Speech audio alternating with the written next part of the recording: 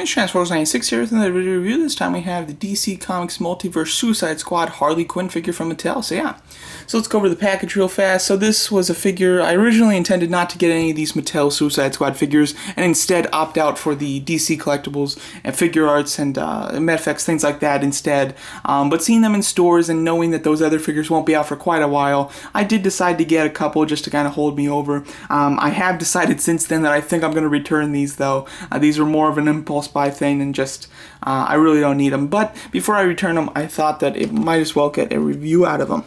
You can see I really do like the fact that they do have images of the characters at the front as well as on the side. So if you do keep them in package, you can have those nice images there.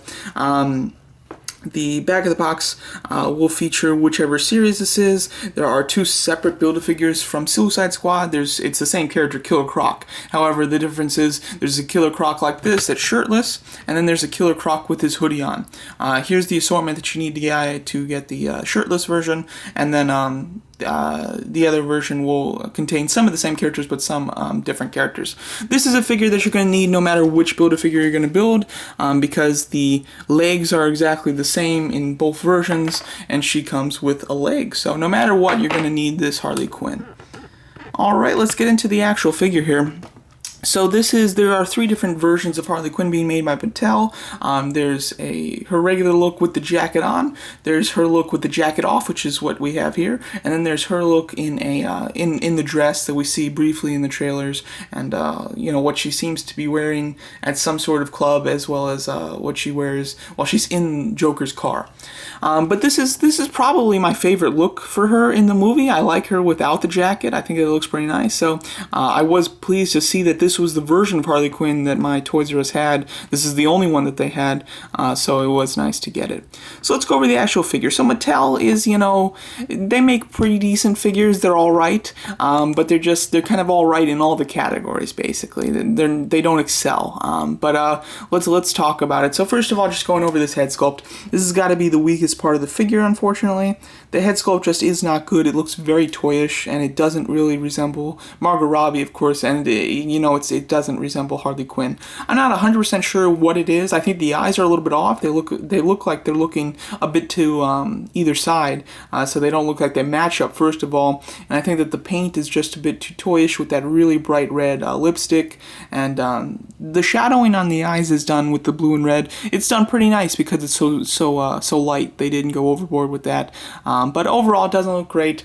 The little ponytails are very lackluster. They could have been sculpted really in a much neater pose and position. And you can see that she does have earrings on, which is nice. They're very small, and they are detailed and painted, which is great. You can see the rotten tattoo on her face as well as the heart. So those are little details that they actually did well. But for the most part, it doesn't look great, and obviously doesn't really resemble the character, which is definitely a shame. Her little necklace, it says, just turn her head around so you can see it. It does say Puddin', which is what she has in the movie. The only thing that's different is in the movie, the entire necklace is gold. It's not just the writing that's gold. I believe that they did this simply to save on sculpting it, because they didn't sculpt the gold. They didn't sculpt the lettering. It's just the lettering is painted on the necklace, and if it was all gold, you wouldn't be able to tell what it says. The only reason you can tell what it says in the movie is because it's sculpted. The Puddin' wording is sculpted onto the necklace, even though it's the same color. So I believe that they just decided not to do that simply so that they didn't have to sculpt the actual lettering. Then you have her shirt. Daddy's Little Monster is written really well. Would have liked to see some line work on the top of the shirt there that's going through the words, make that look a little bit more natural. There is some nice line work as far as wrinkles go at the torso. You can see some holes as well and some stitching, which does look really nice. The shape of her body is very odd. It starts out thin, and then it like bulks up to the top, which gives it a really weird look, especially since she has very small shoulders. It looks like the shoulders don't quite fit. I think that they should have made the top of the torso a little bit less bulky to the sides. It's very strange. From the actual just side there, though, that looks pretty good. I think that that's a nice sculpt from the side, but from the front, it does not look good. So we can get it to focus. There, yeah. Alright, and on the back, as you can see, looking pretty decent. Nothing too great, though. So yeah, so from the back, I think the figure actually does look really cool, like from the sides and things, and especially if you don't see the face. But from dead on, the torso looks very odd, and then the head, of course, isn't Mattel's best work. And then we go down to the actual legs. The legs are nice. All of this patterning work is sculpted, which is great.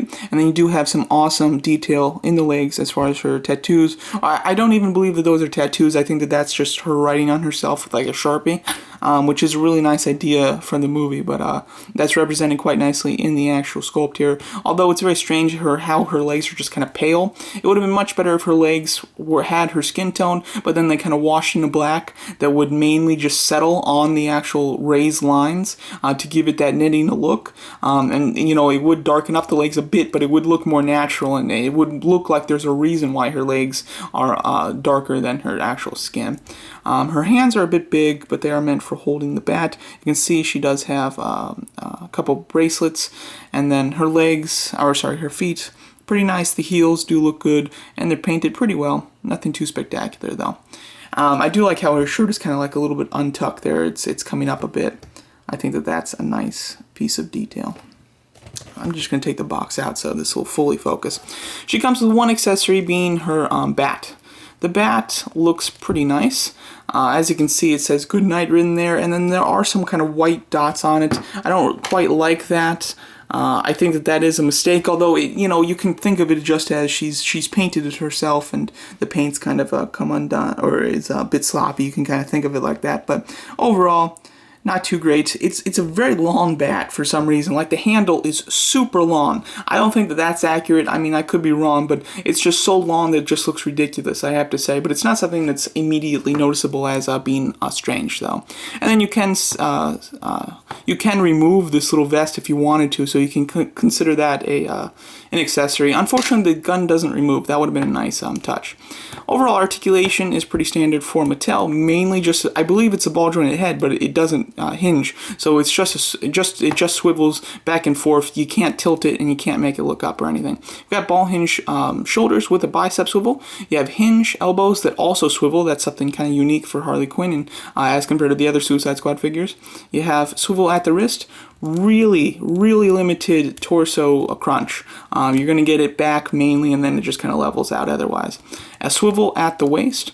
Ball jointed hips, which is really nice. It is unique for Mattel. Usually they do that weird thing that hinges out, and then it has a separate hinge that allows it to go out, which makes it look not as good. So I am grateful that they did use a ball joint there. That looks more natural. You've got a you've got a thigh swivel, hinge knees, and then hinge ankles. The ankles hinge forward a fair amount, but then when they go back, they kind of just straighten out. So overall articulation is okay. Basic articulation for Mattel, but slightly better with the fact that she has ball jointed hips instead of the classic swivel ones or swivel hinge ones that they usually do. So overall, this figure is pretty subpar. The face sculpt is awful. The torso looks very strange when you're looking for it from it dead on. Some of the detail on the figure is quite nice, but then it's let down by the fact that the paint is very one-dimensional. There isn't any shading in it. There isn't anything. It's just you have places that are white, places that are red, and they don't, shade in any black. There's no washing on it. There's just nothing to give the figure any more dimension, which keeps it looking very toyish. Overall, many different better alternatives for Harley Quinn. Harley Quinn is being made from just about every company. The Figure Arts one looks absolutely like the best one to get, but then the DC Direct and the FX one do look like nice alternatives as well. So overall, I wouldn't recommend this unless you're a big Multiverse fan. If all your other DC figures are done in the same style, then you might want to get this, as well as it might be the only series that does the entire team. So that's another reason why you might want to get it. But overall, if you're just looking for a Harley Quinn figure, there are many better and much better alternatives out there, so I would recommend going with some of those. But overall, fun to review. Again, like I said, I think I'm going to return it. It was more of an impulse buy, and I don't need it. I can wait for the other better ones. But there you go. That's my very review of the DC Comics Multiverse Mattel Suicide Squad Harley Quinn figure. Thanks so much for watching, and let me know what you guys think of this figure.